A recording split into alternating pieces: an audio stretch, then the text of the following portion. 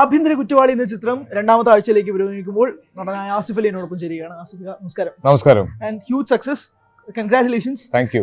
2025 ഒരു വലിയ തുടക്കം തന്നെയാണ്. തുടക്കം ഒരു 2024 കിഷ്കിന്ത കണ്ടത്തിലേക്ക് വന്ന് 25ലേക്ക് വരുമ്പോഴേക്കും ഒരു മികച്ച പെർഫോമൻസസ് ആഭ്യന്തര കുറ്റവാളിയിലേക്ക് എത്തി നിൽക്കുന്നു. ഒരു വ്യത്യസ്ത കഥ. എന്തായിരുന്നു ഈ പ്ലോട്ട് ചൂസ് ചെയ്യാനുള്ള കാരണം? ഞാൻ അതിൽ നിന്ന് തുടങ്ങാം. എനിക്ക് സേതു വന്നിട്ട് ഈ സബ്ജക്ട് പറഞ്ഞപ്പോൾ തന്നെ അതിനൊരു സോഷ്യൽ റിലവൻസ് ഉണ്ടെന്ന് തോന്നി.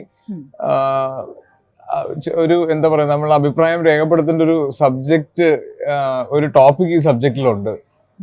പ്രത്യേകിച്ച് പുരുഷന്മാർക്ക് വേണ്ടി സംസാരിക്കുന്നു എന്ന് പറയുമ്പോൾ എന്നാൽ ഒരു പുരുഷപക്ഷ സിനിമയല്ല. ചില പീഡനങ്ങൾ സ്ത്രീകൾക്ക് മാത്രമല്ല പുരുഷന്മാർക്കും ഉണ്ട് എന്നുള്ളതായിരുന്നു ഈ സ്ക്രീൻ പ്ലേയിൽ എനിക്ക് അട്രാക്ഷൻ ആയിട്ട് തോന്നിയത്. അപ്പൊ അതിനു വേണ്ടിയിട്ട് സേതു നടത്തിയൊരു റിസർച്ച് ഉണ്ട്.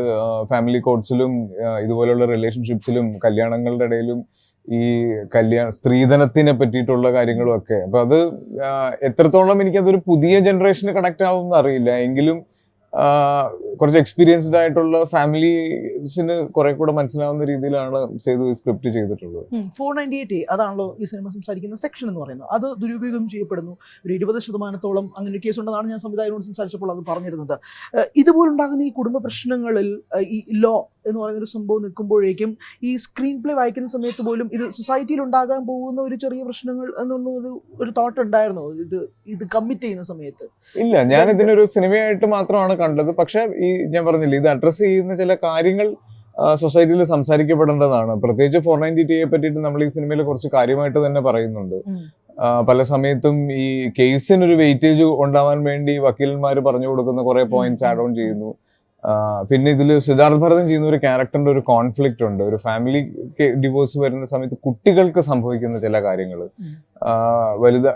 ഒരു പാരന്റ്സ് രണ്ടുപേരുടെയും കൂടെ വളരേണ്ട ഒരു കുട്ടി ആ ചെറിയ പ്രായത്തിൽ തന്നെ ആരുടെ കൂടെ നിൽക്കണം എന്നുള്ളതും ഒരു തെറ്റിദ്ധാരണയുടെ ഭാഗമായി കുട്ടി മാറുന്നതും അങ്ങനെയുള്ള കുറെ കാര്യങ്ങളൊക്കെ പല ഫാമിലീസിനെ പറ്റിയിട്ടും നമ്മൾ കേൾക്കാറുണ്ട്, നമ്മുടെ ചുറ്റുപാടുന്ന് കേൾക്കാറുണ്ട്. അപ്പൊ അതിനൊക്കെ അഡ്രസ് ചെയ്യുന്നതുകൊണ്ടാണ് എനിക്ക് പറഞ്ഞില്ലേ, ഇതൊരു അങ്ങനെ പ്രശ്നമുള്ള ടോപ്പിക്കായിട്ട് തോന്നില്ല. എന്നാൽ ഒരു ബോധവൽക്കരണം വേണ്ട ഒരു ഏരിയ കൂടിയാണിത്.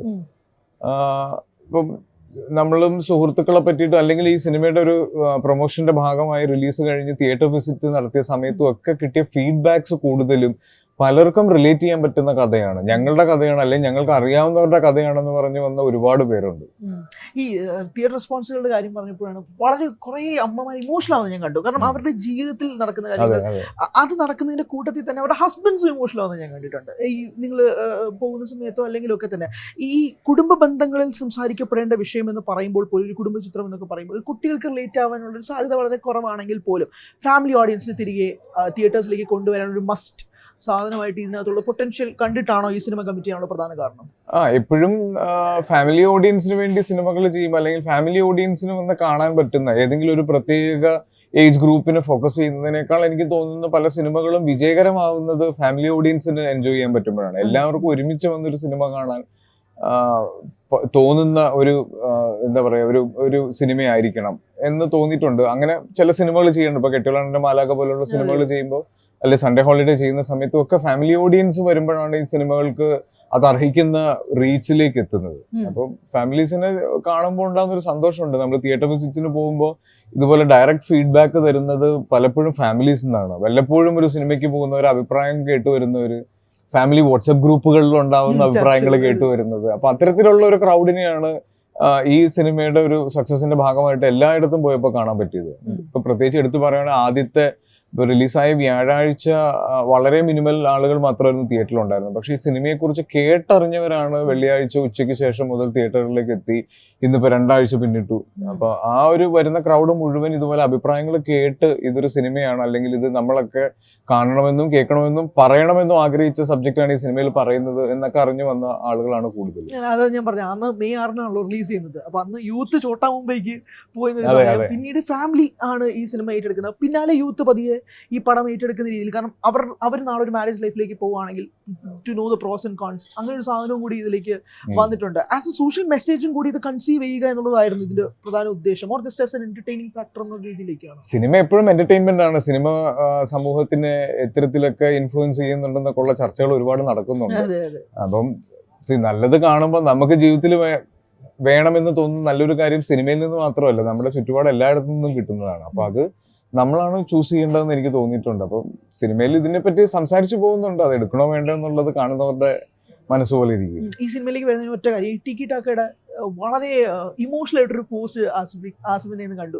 വീണ്ടും ജോയിൻ ചെയ്യുന്ന സമയത്ത് ഉണ്ടായ പരിക്കുകൾ കാര്യങ്ങളൊക്കെ അത്ര ഇമോഷണൽ ആയിട്ട് ആസിഫ് അങ്ങനെ സംസാരിക്കാറില്ല. ഒരു സിനിമയുടെ ജോയിനിങ്ങിൽ പോകുമ്പോഴേക്കും ഹാർട്ടാണല്ലേ ആ സിനിമ, ഹൃദയമാണ്. ടിക്കി ടാക്ക ഞാൻ ചെയ്യാത്ത ഒരു ജോണറുള്ള സിനിമയാണ്, കുറെ നാളായിട്ട് ആഗ്രഹമുള്ള സിനിമയാണ്. ഒരു പക്ഷേ ഞാനൊക്കെ സിനിമ കാണാൻ അല്ലെങ്കിൽ ഒരു മൂവി ബഫായി മാറിയത് ഇത്തരത്തിലുള്ള സിനിമകളാണ്. നമുക്ക് larger than life theatre experience തരുന്ന അത്യാവശ്യം കൊമേഴ്ഷ്യൽ എലമെന്റ്സ് എല്ലാം ഉള്ള സിനിമകളാണ് നമ്മളെയൊക്കെ തിയേറ്ററിലേക്ക് എത്തിച്ചുകൊണ്ടിരുന്നത്. അപ്പൊ അത്തരത്തിലുള്ള ഒരു സിനിമ പലപ്പോഴും ചെയ്യാൻ പറ്റിയിട്ടില്ല, അല്ലെ ചെയ്തിരുന്നതൊന്നും ഞാൻ വിചാരിച്ച രീതിയിലേക്ക് എത്തിയിട്ടില്ലായിരുന്നു. അപ്പൊ ഇത് ഞാനും രോഹിത്തുമായിട്ട് മൂന്നാമത്തെ സിനിമയാണ്. രോഹിത് എനിക്ക് ഈ ജനറേഷനിലെ ഏറ്റവും ഫേവറേറ്റ് ഫിലിം മേക്കേഴ്സിൽ ഒരാളാണ്. എനിക്ക് തോന്നാറുണ്ട് രോഹിത്തിനോട് ഭയങ്കര ഒരു അതെ, കാര്യം എനിക്ക് അഡ്വഞ്ചേഴ്സ് ഓഫ് ഓമനക്കുട്ടൻ ചെയ്യുന്ന സമയം മുതൽ ഞാൻ രോഹിത്തിലുള്ള ഒരു പാഷനേറ്റ് ആയിട്ടുള്ള ഒരു ഫിലിം ക്രിയേറ്റർ, ഞാൻ ഡയറക്ടർ എന്ന് പോലും അല്ല വിളിക്കാൻ ആഗ്രഹിക്കുന്നത്, ആ ഒരു ക്രിയേഷൻ ഉണ്ട്, ഒരു ജീനിയസ് ആണ് രോഹിത്.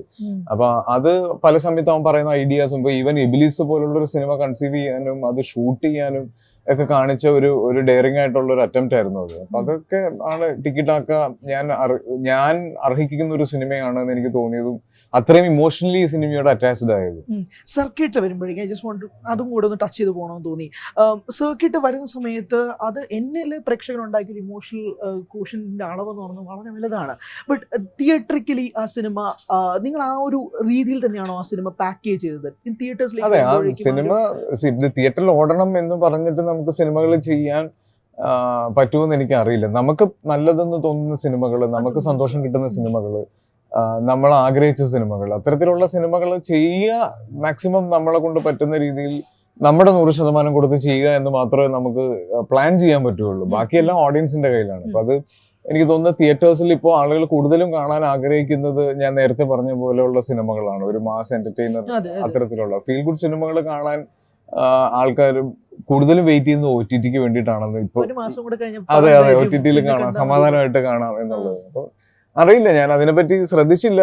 പക്ഷെ ആ സിനിമ നല്ലൊരു സിനിമയായിരുന്നു, എനിക്കും ഭയങ്കര സന്തോഷം തന്നിരുന്നു. ഒരുപാട് ജെന്യുവൻ ആയിട്ടുള്ള കോമന്റ്സ് സിനിമയെ പറ്റി കേട്ടു. ഈ കരിയറിലേക്ക് വരുമ്പോഴേ ജസ്റ്റ് ആ ഒരു ക്വസ്റ്റ്യൻ വെച്ച് ഞാൻ വൈൻഡ് അപ്പ് ചെയ്യാം. കരിയറിൽ തുടക്കത്തിൽ അല്ലെങ്കിൽ ഒരു മിഡ് സ്റ്റേജ് കഴിഞ്ഞപ്പോഴേക്കും സിനിമകൾ, എൻ്റെ സിനിമകൾ എന്തുകൊണ്ട് ബോക്സ് ഓഫീസിൽ വർക്ക് ആവാത്ത എന്ന ചിന്തയിൽ നിന്ന് now you are creating magic in box office. അത് പലരുടെയും റെപ്രസെൻറ്റേഷനും കൂടിയിട്ട് മാറുന്നുണ്ട്. ആസിഫ് ഗോഡ് ഫാദർ ഇല്ലാതെ അങ്ങനെ സ്ട്രൈവ് ചെയ്ത് കഴിഞ്ഞാൽ വരാൻ പറ്റും എന്നുള്ളൊരു റെപ്രസെൻറ്റേഷൻ ഉണ്ട്. Has this been A barrier? അതൊരു ഓക്കെ ഇനി അത് കീപ്പപ്പ് ചെയ്യണം, അല്ലെങ്കിൽ എൻ്റെ സിനിമകൾ തുടർച്ചയായി ഹിറ്റ് ആവുന്നുണ്ട്, അത് ആ സ്ട്രീക്ക് മെയിൻറ്റെയിൻ ചെയ്യണം എന്നുള്ളൊരു ബാരിയർ വരുന്നുണ്ടോ ഉള്ളിൻ്റെ ഉള്ളിലെങ്കിലും? ഉറപ്പായിട്ടും. കാര്യം ഇതുവരെ ഇല്ലാത്ത പ്രതീക്ഷ ഇപ്പൊ പ്രേക്ഷകർക്ക് എന്റെ സിനിമകളെ പറ്റി പറയുമ്പോൾ ഉണ്ട്.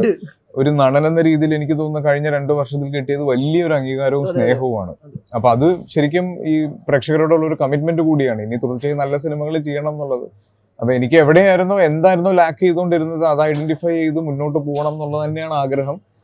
പിന്നെ ഏത് നടനോട് ചോദിച്ചാലും ഒരു മോശം സിനിമ ചെയ്യണമെന്നോ അല്ലെ അത് സംഭവിക്കണമെന്നോ ആഗ്രഹിക്കുന്നവരായിരിക്കില്ല. ബോക്സ് ഓഫീസ് നമ്പേഴ്സിന് അതനുസരിച്ച് അതെ, ഇനി ചെയ്യുന്ന സിനിമകളിൽ അത് കണ്ടിന്യൂ ചെയ്യണമെന്ന് ആഗ്രഹമുണ്ട്. പക്ഷെ എപ്പോഴും ഞാൻ പറഞ്ഞില്ല, എന്നാ ഇതൊരു തിയേറ്റർ കയ്യടി പടങ്ങൾ മാത്രമായിരിക്കില്ല ചെയ്യുന്നത്, നല്ല സിനിമകളായിട്ട് തോന്നുന്നത് എല്ലാം ചെയ്യണം എന്നാണ് എന്റെ ആഗ്രഹം. Thank you so much for your time. Pleasure is all mine. Thank you.